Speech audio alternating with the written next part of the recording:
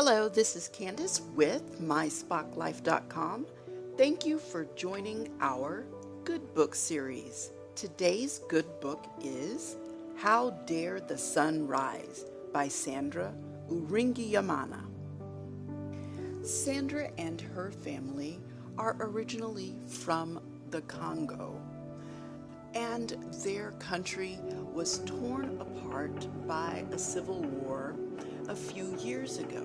It is in recovery now, but during that time she lived with her family in a small village that was away from the fighting. However, one day the fighting showed up close to her city and they needed to make an escape. She escaped with her mom, her brothers, and one of her sisters. And the other older children were able to go and live with her grandparents. From their city, they went to Rwanda and stayed at a refugee camp. Now, in this refugee camp, they were able to live for a few months peacefully. But then one night, rebels from Rwanda showed up in their camp and began to kill everyone and set fire to everything.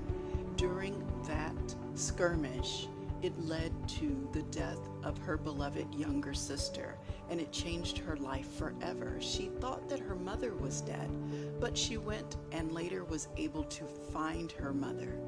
And while that was one of the biggest changing points in her life, she went on to discuss about how her family was able to qualify for becoming citizens in the U.S. And they ended up in a small community in New York. And some of the things that she says about being an immigrant in the United States, I find it comical because as an American citizen myself and as a woman of color, I know these things happen. They just never happened to me.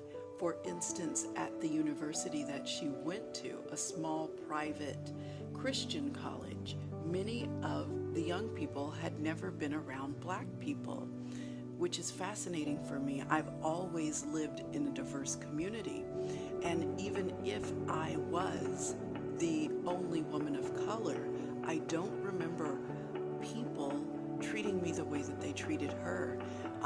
Such as touching her skin and rubbing her hand and wanting to touch her hair and asking her questions about her skin color.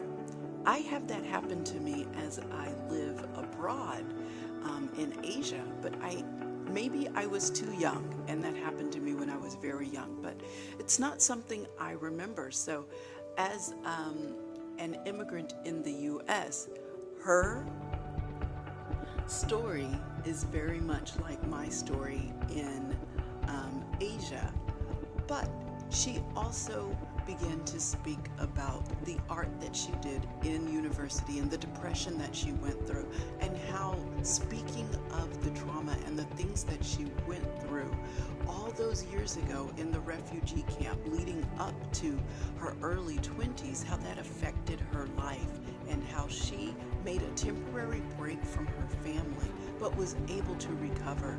And in that, she was also able to bring to light the plight of young people and the plight of her tribe in the Congo, and the things that she is doing to try to help people who still live in refugee camps. And for this, I do admire her.